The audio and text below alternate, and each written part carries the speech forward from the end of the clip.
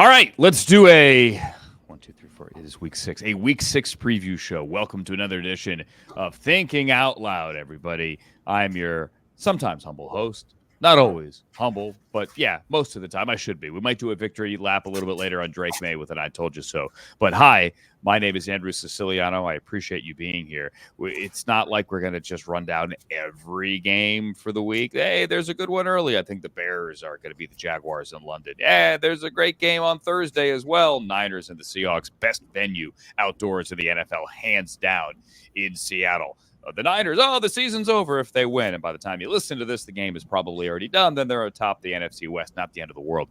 But what we like to do is we run down 5 games that mean the most or mean something to us every week. And to do that, it is not just me blah, blah, blah, blah, blahing. Although I did do that earlier this week on the Rich Eisen show, starring Rich Eisen, although he's in London. It's me and my good friend Sam Patesh. How are you, sir? I'm doing all right. I think am I atoning the Phillies at this point, Andrew? Is that the word we should use? Sorry about the Phillies. Yeah, Francisco Lindor, home run, grand slam. Yay. Sorry about it, buddy. You okay? Right. I'm okay. Lindor, not quite on the Joe Carter level, but that'll be a memorable one in Phillies history. Bryce had one a couple of years ago against the Padres. Whatever. It's okay. It's what we do. And moving on, right? On to Cincinnati. That's how we do it. But I know 10 days ago, the Mets had to go to Atlanta and win a game. They've now popped champagne 3 times in 10 days. And now they can, after a night of partying, put their feet up and watch the Padres and the Dodgers battle it out at a game 5 and just go, yeah, who do we want? Let's think about it. Doesn't matter. We're going to California either way. Sorry about your Phillies. By the time anyone listens to this, we'll be getting ready for a Guardians-Tigers game 5 Saturday. Nothing says Yom Kippur more than sending home the former team of the great Hank Greenberg on Yom Kippur. Like, that's what the Guardians should plan to do on Friday. And if by the time you listen to this, that's not the case, then you know what? I never said it, and I won't ever admit it. Fair? Okay, good. Fair. Sammy, you ready? I can't believe it is week 6, as I said. Let's to go. count down the 5 games I'm gonna beat you to it that mean something to us. And we're going to go in inverse order. We're going to go top left corner here.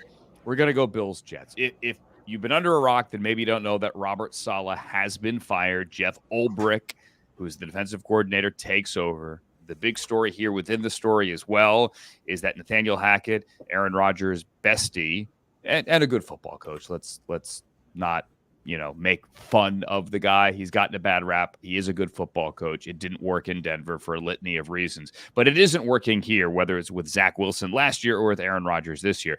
He has been stripped of his play calling duties. And Todd Downing, who was last in Tennessee calling plays, has also called plays in Oakland when Bill Musgrave exited and Downing took over under Jack Del Rio for the Raiders some years ago. He is now calling plays. There is a thought, and I did a walk and talk, Sam, on the beach about this, that Aaron Rodgers got him fired. I don't believe that happened. I don't. Now, I'm in the minority here that I don't believe it actually happened. I think Woody Johnson just said, I want to win a Super Bowl. I spent a lot of money. I got embarrassed in London. Get rid of the guy. I wanted to fire him in the offseason. It clearly isn't working. Let's move on. I think that's what happened. Rodgers this week on Wednesday was on the Pat McAfee program, and here's what he had to say. As far as any of the ridiculous allegations out there, I'm not going to spend more than one sentence in response to it, and that is that I resent any of those accusations because they're patently false. And it's interesting the amount of power that people think that I have, which I don't. But I love Robert, and it was, one of those days yesterday. Yeah. And on the human level, I get it. It's tough when coaches get fired. Rodgers said on Thursday, if I had played better, he wouldn't have been fired. We all agree on that. And Rodgers' numbers, and go to my IG or my Tiki-Taki, I did the comparison. They're almost identical to Zach Wilson from a year ago through 5 games. I know that sounds absurd, but 2-3 and 2-3. Passer rating, I'm not a passer rating guy, very similar. Completion percentage, very similar. The numbers are very similar. Now, look, he's better than Zach Wilson. We all know that, but the offense isn't performing like that. And so you fire the guy. Now, there is a theory that Saleh was going to fire or take the play calling duties away from Nathaniel Hackett, and he did do that. And then Rodgers ran down the hall and said, fire the guy, and he did, meaning Woody Johnson.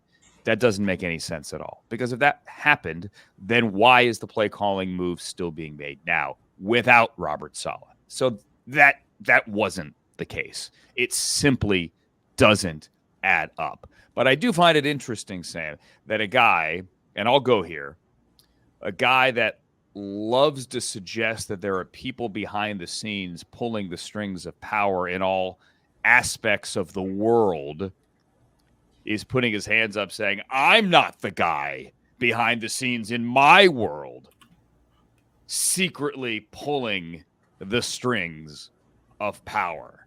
You follow me?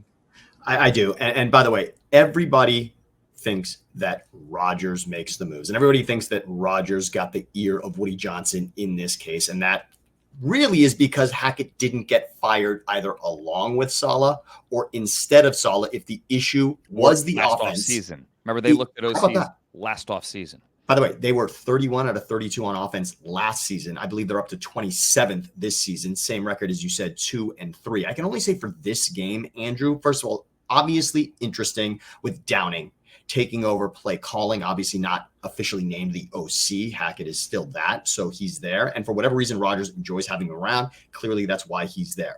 What you said about not getting Saleh fired, the best way you said it wasn't Rodgers the person, but Rodgers the quarterback that got Saleh fired. So in other words, just the play of the offense. I will say throwing the ball 40 times in London against the Vikings was clearly not the key to success. It wasn't going to be the key to success. What I find most interesting about this Jets team is how are they last in rushing, considering what everybody thinks of Breece Hall and Braylon Allen? Because they're not getting any push from that rebuilt offensive line. They're just awful. Not. I mean, it is absolutely awful. And by the way, Rodgers didn't just throw it 40 times. It was 54. I apologize. So 54 times in that loss. And that game had every bit of a comeback on the way until obviously the third interception with Stephon Gilmore. But let's just say this about this game. Do you remember last season, week 1, obviously Rodgers goes down. Who doesn't remember that game? We all do. But do you remember the outcome of that game? Yeah, they won the game. They won the game in overtime. Incredible finish. And by the way, even tying it was remarkable in that one as well. The way it went to overtime, it seemed that it was going to be a Bills walkover, much like this game. I only want to say for this game, Andrew, I love teams coming off the coaching change. I hate midseason coaching changes, and over the long haul, unless this is the NHL, those don't often work that amazing. But for 1 week, ask Jeff Saturday, these things tend to work and create a spark. And I could certainly see the Jets here at home.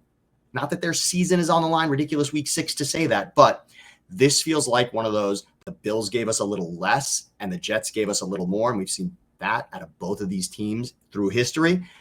I see a Jets weird victory here. I just do, based on all of the controversy. And I can just hear Rodgers afterwards talking about the outside noise, et cetera. That's simply how I see it.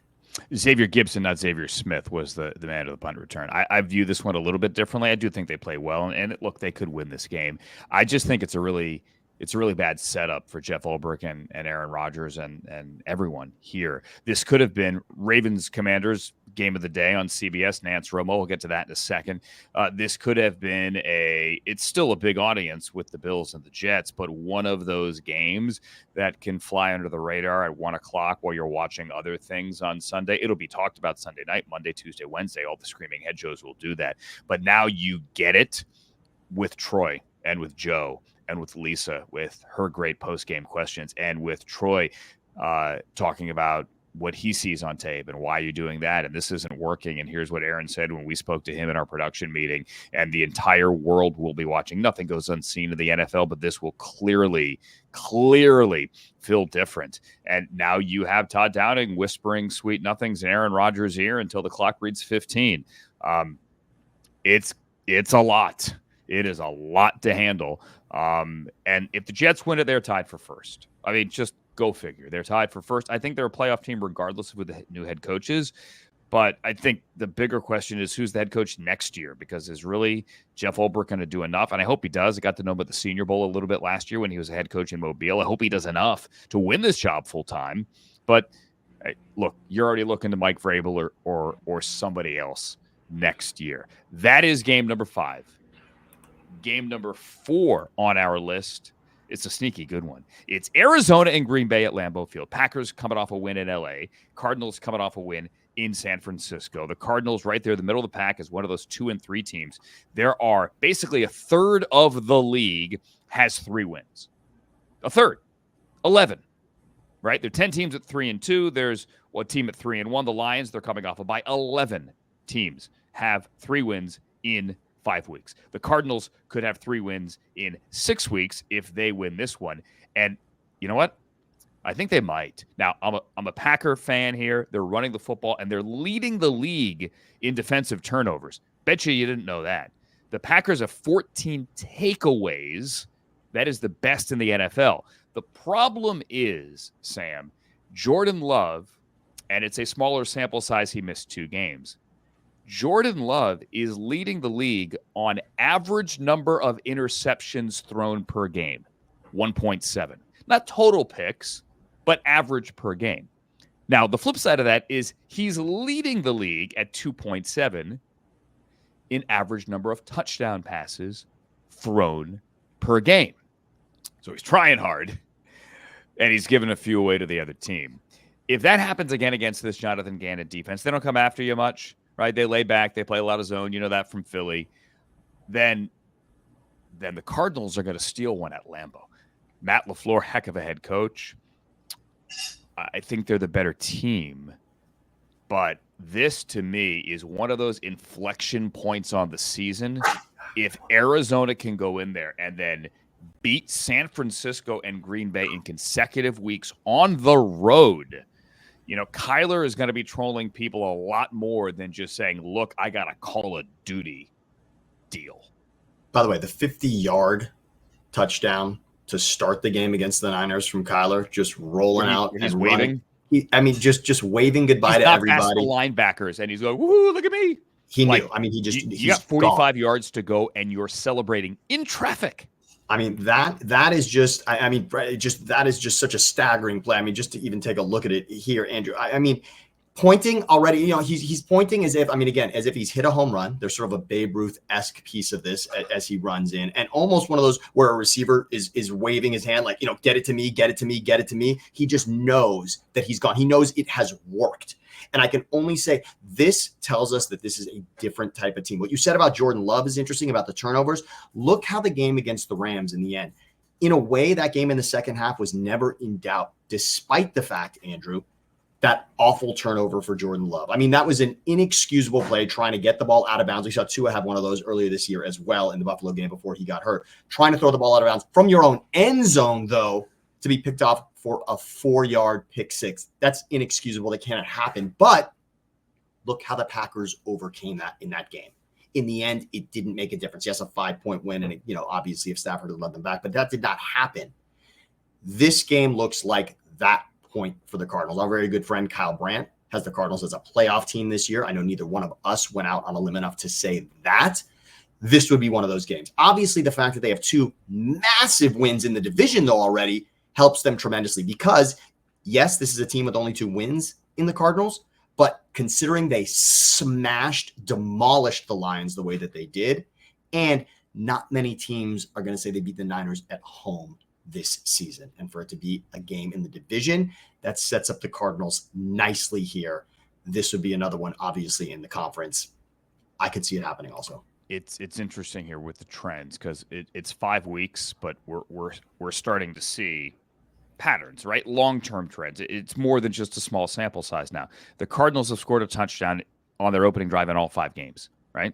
So they march down the field. They scheme it. Drew Petzig, to his credit, schemes it well early. They march down the field. They don't just kick and score. They get in the end zone and score. And I'm curious if they can do that and maybe do it a couple of times early to take the Packers out of what has worked so well for them, which is running the football. Now, the running numbers are skewed by the Malik Willis starts, but the Packers through 5 weeks are off to their best start running the football in 53 years, since 1971. They have not run the ball this well through 5 weeks since Nixon was in office. 1971. They've run for 824 yards through 5 games. So the run of the ball, again, numbers skewed by Malik Willis. Matt LaFleur keeps winning when he's facing Matthew Stafford. See if he could do it now against another team. I'm sorry, against Sean McVay. And I'll see if he could do it against another team from the NFC West. That is game number 4. Game number 3 is a little bit more interesting, and it's changed a bit since we first discussed it. It's Tampa at New Orleans here, as the Bucs are a 3-win team and the Saints are a 2-win team. It's different, not only because, well, the Saints have kind of face planted since scoring 91 points the first 2 games. It's different because they're going to go with Spencer Rattler this week. Spencer Rattler's a 5th-round rookie. There were 3 5th-round rookies to start games last year. Dorian Thompson-Robinson did get a win against the Steelers, the game against the Ravens where he didn't know he was going to play. Deshaun couldn't go in September. That was a disaster. We'll forget about that one. Clayton Tune started for the Cardinals on the road in Cleveland. I don't know that they crossed midfield the entire game. I mean that. And then Jaron Hall started for the Vikings, and then he got injured early, and Josh Dobbs had to come in, and he wrote his great story there for a month. And what a wild coaster. I was going to say roller coaster. What a rocket ship ride that was for the Pastronaut, Josh Dobbs. Spencer Rattler ahead of Jake Haener, who came off the bench on Monday night when Derek Carr got hurt when they lost to Kansas City. Now, I'm excited to see Rattler play. He's a fascinating case study of a kid who got too much fame early with the QB1 show on Netflix, and people really hated him. And that's a little bit strong, but he really had a bad rep as to how he was portrayed on that show. He went to Oklahoma, played well, then lost his job to Caleb Williams, and then eventually got to South Carolina. And Beamer and the people at South Carolina swear by him. He's a mature guy. He started a lot of games. Everyone loved him at the Senior Bowl. I'm really a big fan of Spencer Rattler. I think he plays well. This is just a tough matchup against Todd Bowles, really. You're getting a rookie against Todd Bowles bringing the heat. I'm a little surprised, though, that if they think Spencer Rattler is good to go today, why wasn't he the number 2 on Monday night when Jake Haener was the number 2 when Derek Carr got hurt? So he's ready this week with the week of prep and the reps with the ones. I get that, but you didn't have enough confidence to make him the number 2 last week. To me, that is an interesting storyline here. But either way, I'm excited to see this guy play. The Buccaneers and the Saints have combined to win the last 7 division titles in the NFC South. Alvin Kamara is back. Only Derrick Henry has more yards from scrimmage this year. But the Bucs, with Spencer Rattler starting, Sam, are simply the better team. There's no question, Andrew, that this game is Buccaneers. That's just how I see this one. And the reason is, if you look back at the Thursday night game against the Falcons, that game was so in hand for the Buccaneers. And yes, they got Kirk Cousined, because that is really what Cousins has done now to 3 different teams and almost 4 this season.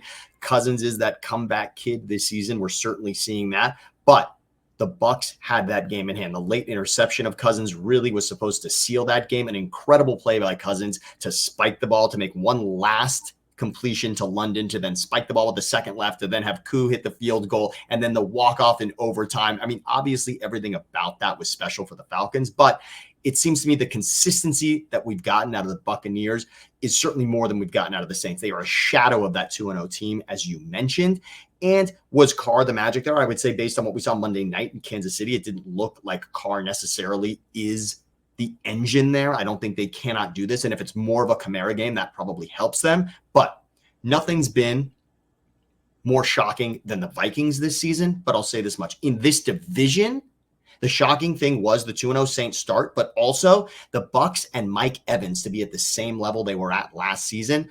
That is what has stunned me, because both you and I underestimated that would happen, that we would get this version of Baker and this resurgent version of Mike Evans. Now, why should we have doubted Mike Evans, who just racks up 1,000-yard seasons, 10 straight, and now looking like 11? Maybe we shouldn't have done that, but we just thought maybe contract year, maybe age, etc. This is an impressive team. And again, what they're getting out of Bucky Irving in the run game, this is Bucs. To me, it just looks, this is just two teams trending in that direction. And I think had that game gone different, obviously had the Bucs won that game, and of course they did not. But if you look back at that game Thursday night, that the Falcons stole that game. The Bucs did a lot. I hate to say stole. They won. That's right. They won to the end. I mean, they played 60 minutes. Guess what? They won to the end. They played well and they won. I don't take away wins. I don't take away seasons from people. If not for that MVP season, what do we really think of? No, I can't stand taking that away from people. So you're right. The Falcons get that win. And by the way, Cousins threw for 500 yards. 509 yards. So we're not in a season in which quarterbacks can't throw for 200. He threw for 500. Yes, without question, Andrew, you were so spot on. But I just see this as the Bucs starting to be that team that's rising. And it feels to me that game Thursday told me that this division is Bucs and Falcons, not Bucs and Saints as it was looking earlier. Mike Evans, by the way, 44 yards and 1 touchdown away from 12,100. So he could get both milestones in this game. 44 yards, I think he's going to get. He's got to get to 12,000. And 1 touchdown, he's going to get to 100 receiving. For the record, I never doubted him. I don't know where that came from. I did not doubt Mike Evans. Probably me. No. Could have been me. Yeah. That's on you, buddy. That's not on me. You're right. You're right. Guess all on me. Okay. All on me. There Okay. you go. That's game number 3. Game number 2 would be game number 1 most weeks, but it is game number 2. It's the 3-1 Detroit Lions coming off a bye, heading to Dallas to face the 3-2 Cowboys, who Steelers in my brain just beat the Steelers at 1 a.m. on Monday when Jalen Tolbert got hit in the nether regions and then tiptoed through his next route and caught a game-winning touchdown. And Dak and the Cowboys, despite the turnovers, made a few of them in the fourth quarter, Rico Dowdle included, and they won the game. I spoke to David Montgomery this week when I was filling in for Rich. What did David Montgomery do with his bye week? He took the kids to Disneyland, and he is exhausted. But he scored a touchdown in 7 consecutive games. I think he does it again. And honestly, with all the Cowboys' defensive injuries, Micah Parsons and Tank Lawrence and everyone, I don't know. This is going to sound awkward. Like, one team here is so much better than the other. And that one team is the Lions. They are better than the Cowboys, period. Now, the Cowboys have beaten them 5 straight, including the game last year, week 17, when we're still trying to look at the film to see if Dan Skipper was rubbing his tummy and the officials got it right. He got it right, I think. I think the officials screwed it up. Lions would have beaten them last year, my humble opinion. They didn't. Cowboys have beaten them 5 in a row. But Jared's coming off a perfect passer rating. Well, almost should have been a perfect passer rating. Passer rating, close to a perfect passer rating. Only perfect in every other metric. In every other metric. They're the better team. Now, it's on the road. All right, bright lights. Sure, Cowboys have a shot. Of course they do. Dak plays well. They're going to be at home. They can win this game. Certainly. But the Lions are the better team, and there really is no debate here. The Cowboys win. And I'm not here to pick games, but I look at the Lions as a team that could and should be playing in New Orleans in early February. I do not see the Cowboys that way at all. The Cowboys, to put them in the NFC Championship any year, of course, is ridiculous because that's what they're chasing, Andrew. Again, the bar that everyone has for the Cowboys is you can't just win a playoff game. You got to end up in the NFC Championship game. That's the only way. Well, they don't do that. It's the bar because it's something that it's so unfair. They don't get there. Just like we said, we don't take away wins or championships or seasons from people. We also shouldn't take away playoff appearances. And again, what Dak does, he does get them. And then we shouldn't take away playoff wins. And he has 1 playoff games. But NFC Championship being the bar, can we talk about this? 2 teams from each conference make it to the championship game, obviously. That's an amazing season. That's a difficult thing to do. What happened is the Patriots and now the Chiefs have fooled us into thinking that the same team shows up every season in the conference championship game. That isn't normal. That is not normal. So that bar is a little high. But you mentioned it. Can we please just relive the one thing that we all should in regards to this game? And that is the play that you spoke about, Andrew. This was such a beautiful play. Such an absolutely beautiful play on that 2-point conversion last season with the Cowboys and the Lions. I don't understand how in the world this was not called a correct play. The officials blew it. They absolutely blew it. Just a miscommunication. It was just a gorgeous play. It was an awesome design, and I just don't understand how it didn't happen. It was really perfect, Andrew. It was perfectly executed. They pulled Were it you off. meaning to Was hit the win. play on that and it I'm didn't trying play? and trying and trying and It's trying and trying okay. to play the video. That's You know, how I the mean, I sausage just is think, made. It's okay. exactly. I mean, that's what everyone Imagine should see, right? a I mean, touchdown or a 2-point conversion. it really and was, by the imagine it way. counting. But it didn't count. So it didn't doesn't count. matter. It didn't count, and I just don't understand. I just go back to that play and I think, wow, would that have been? Now, it wouldn't have been any different necessarily, right? It wouldn't have made things that much different, by the way. And here it is playing now with sound, which we don't need. But this was unbelievable. I mean, the 2-point try is good. Yeah, it was good and then it wasn't, right? It was good and then it wasn't, Andrew. And then we've got the fact that it was an ineligible receiver and Decker is losing his mind and Dan Campbell is losing his mind, right? Yeah, Dan Skipper as well, right. But how in the world, this was such a beautiful call. It was such a beautiful design. And it obviously, now that we look back at it, maybe we say it should have counted, but this is different last season. And by the way, the Lions obviously went to the NFC Championship despite this. In the moment, this was affecting seeding within the NFC. This had the Cowboys for a moment in position to be ahead of the Lions, but didn't matter in the end. Simply, I'll say this much, Andrew. You're right about the Lions just simply being the better team. You're probably right about that. And Cowboys at home, can we say this much? What has it meant this season? It doesn't mean anything. Cowboys at home this season really has not meant anything at all. So you're probably right, leaning Lions here, but the pass that Dak made 4th down to beat the Steelers, that could be one of those moments where we say this team found it right there. But I'll say this, the most impressive play of that game was before 4th down. Dak falling on the fumble by Cowdle was the play of the game. That was the play of the game because he was met midair. The Steelers made an incredible defensive play. Obviously, the Steelers falling on that ball means it's their win. And instead, Dak has the instinct to jump on that ball. And that was the play of the game. And that could spring load the Cowboys. But again, at home doesn't mean much for them. All right, so that is our second game. We're counting down from 5 to 1. Yeah, 5, 4, 3, 2. Yeah, that was 2, and then now we can. Number 1 is the game in Baltimore. It's got to be the game in Baltimore. And this is, for a kid who grew up there, this is pretty cool. There being Northern Virginia, as they call it, the DMV, DC, Maryland, Virginia. Back when I was a kid, they didn't say that. The DMV is the thing you waited in line for all day to get your driver's license. I don't know where the whole DMV thing came from, but now I sound old. And then Baltimore is up the road as well. It's not a rivalry between these two teams. It just never has been. The Ravens weren't there until 95, 6, whatever it was. And the Colts were there. It wasn't a rivalry. It just wasn't. And it wasn't a rivalry after they arrived. I mean, you could argue about which game is on TV and the different markets and competing between the Orioles and the Nationals and the RSNs and all that, but it's not a rivalry. But I hope it can be one. They play in the preseason, and now they play in the regular season, which they do every 4 years. And now you have a 4-1 team and a 3-2 team. You have Jaden Daniels and you have Lamar Jackson. You have the inevitable comparisons between the two. It's unfair. One's a 2-time MVP. The other one is a rookie. But I got to see that rookie in person last week. Wow, is he special. But on multiple levels here. Number 1, he has brought a passion and an energy and a love back to the fan base. They were gone. They were apathetic. They've had their moments, 2012, certainly with RG3, but the fan base had kind of said, you're dead to me for this franchise because they had fantasy football. They had Sunday Ticket. They had the Ravens kind of to root for as well if they wanted to, maybe if they lived in Maryland, but they just had nothing to root for. They didn't like ownership and the team was bad. And they kind of said, we're good. We're done. Well, now they're back because Jaden Daniels is special. And the numbers are the numbers, and that's fine. He's completing all his passes, and the offense is scoring.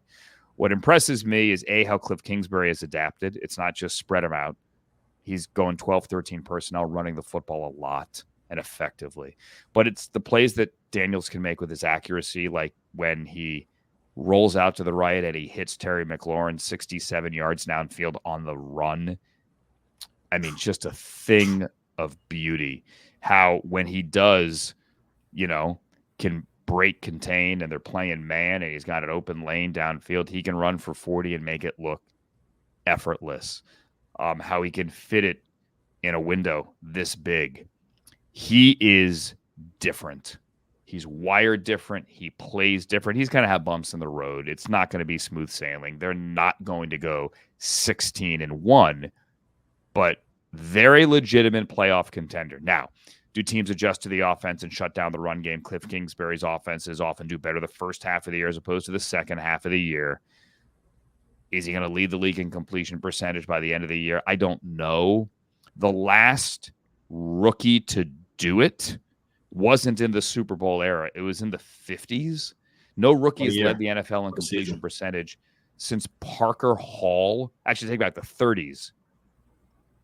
The 50s. The old school Cleveland Rams.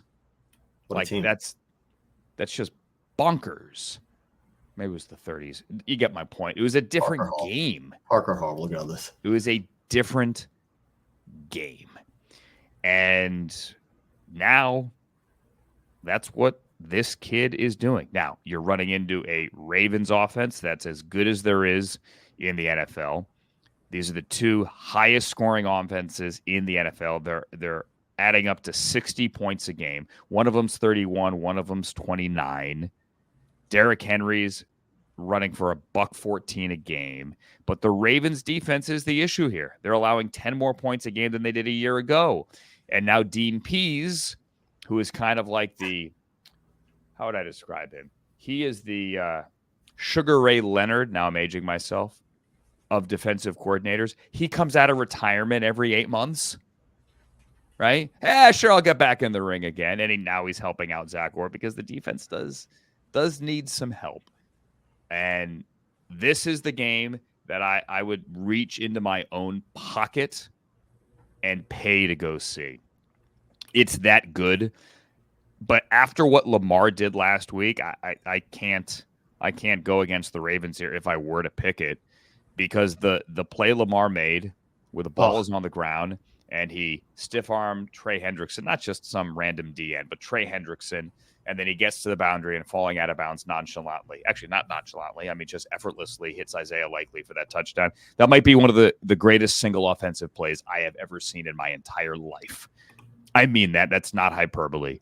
So tip of the cap to Lamar Jackson. He would get an MVP vote right now for a third from me.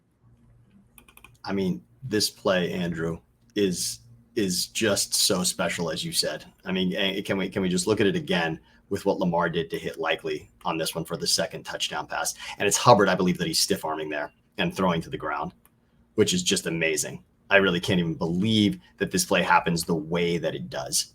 This is just so special to see Lamar. He dribbles the snap like it's a basketball and then somehow picks it up. And again, Andrew, it's not like he dives on the ball, which many quarterbacks would do in that situation also.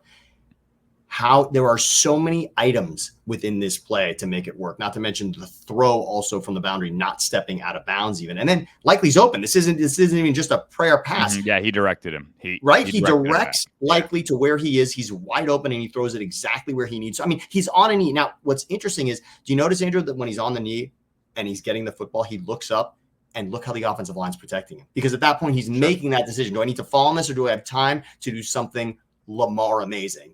And he clearly says, all right, I've got time to do something Lamar amazing. And he does just that. This is the greatest play of the season. This is the bar. Anyone who wants to get the play of the season will have to be better than this play. I'll say this much, though, Andrew. The guy right now with the second best play of the season is probably Jaden Daniels. The throw that Daniels made to Terry McLaurin on Monday night against the Bengals, where he is getting destroyed by a defender and, again, throws the ball up in what we think might just be throwing the ball out of bounds, but puts it pinpoint perfect to McLaurin in the end zone. I think the ball he threw to McLaurin in the first quarter on Sunday was on the throw, the one on the run, the one on the run, the one on the run, 67 through the air, but it was 67 yards. Now he threw a pick later on that drive. JOK made a great play. Amazing JOK play, by the way. Was the best player on the field, not named Jaden Daniels. But yeah, that throw was really that was very, I thought, Randall Cunningham. You know, that to me, obviously, the history of football that I've watched, but it looked very Randall Cunningham in regards to the fluidness of moving and throwing at the same time. Andrew, that was these are the players that have been to this point the two most exciting players of the season. Yeah, I would say just without question. I mean, again, best agree. play, but I just think best season. That's what it's looked like to this point. So I also really do like that Jane Daniels said, "Don't compare me to Lamar, please." The kid hasn't messed up on the podium yet. And great piece in the Washington Post this week about how, fans are going out of their way to do anything they can to get their hands on Jaden Daniels jerseys. It was a different feel. I mean, that stadium's still a dump. I thank the Commanders. They know it is, as well, for everything they helped me out with. I was there. My family was there. Had a lot of people to get happy and to stay happy, to keep happy. To put smiles on faces, and I thank the Commanders for helping me do that. That building's bad. They'll probably be in there for 5 more years until they can figure out a new stadium somewhere. But the team is good, and the electricity is back, and people don't mind going to the bad stadium anymore when you got a really good product. And that place was packed, and it was awesome, and it was an amazing atmosphere, and no doubt it'll be the same in Baltimore coming up on Sunday. And I hope they do get a good rivalry going. They play in the preseason. Regular season, it's only 4 years. Every 4 years.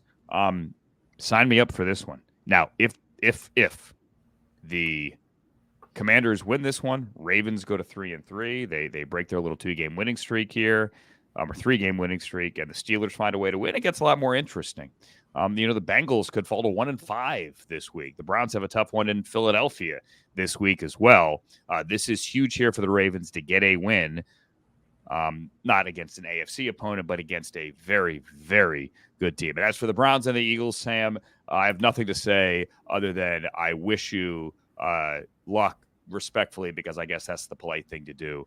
And glad you're getting this one. Nice to get this one off a bye where everyone can get healthy. Well, it's so Good fascinating. I don't even understand. The week 4 bye is just interesting all the way around. Well, I mean, look, you have too many. You got a lot of games. You got to schedule buys. I get it. You're right. You can't have everyone on bye the same week. No, I mean, look, enjoy Philadelphia, Andrew, so you can say hi to some of my family as well and whatnot. But yeah, interesting. And yes, off the bye is probably the one thing working in the favor of the Eagles, and whether or not they're healthy. If A.J. Brown and Devontae Smith are out there, a different game for Jalen Hurts. I heard you earlier mentioning Jim Schwartz, obviously beloved to Eagles fans, Jim Schwartz being the defensive coordinator of the one and only Super Bowl championship for the Eagles. So that'll be nice to see him as well. But I guess we'll have a little something on the line for this one, just personally with me and you, just kind of smiling and winking. But enjoy Philadelphia, as I said. And by the way, before we go, Andrew, I thought it was worth mentioning, but Drake Maye's starting, right? Drake Maye, right? I told you it was going to be in October. It's in October. I think again. I mean, I just wanted to sort of relive the moment that you actually said it. I mean, it was pretty cool to hear you say that, and I just thought it was interesting. And of course, here it is not playing yet again, which is hilarious. But you did make. You want me to paraphrase? No. I think you can go ahead. Yeah, go for it. Go for it. You can paraphrase a little bit. I'll probably find it by the time you say it. But regardless, I thought it was really cool. I thought it was really cool. So go for it. Let me paraphrase, please. Yes. Paraphrase is: I told you. Don't start him in September. The schedule's too tough. Start him in October. Here it is. So there. That was it. Right, I've seen enough. Drake Maye is the Patriots starting quarterback. Right. But hear me out. Wait until October. Look at the schedule. Week 1, the Patriots are in Cincinnati facing the Lou Anarumo defense. Week 2, they're at home, but they have to face a Mike McDonald defense. Week 3, in New York against Robert Saleh. Week 4, you have to go to San Francisco and face Nick Bosa and that crew. So if you let Jacoby Brissett handle September and you wait until October, because in October, you have a 4-game homestand, I promise you, it'll pay off. It's worth the wait. Okay, caveat there. It wasn't a 4-game homestand. One of those games is you're the home team in London, but it's 4 consecutive games where you're quote unquote the home team, 3 of which are at home, and one of them is in London. So there is my victory lap there on Drake Maye, and that is going to do it for our Week 6 preview show. Like, subscribe, tell your friends, tell your neighbors. Happy holidays to you and yours. For Sam Batesh, my name is Andrew Siciliano. Just thinking out loud.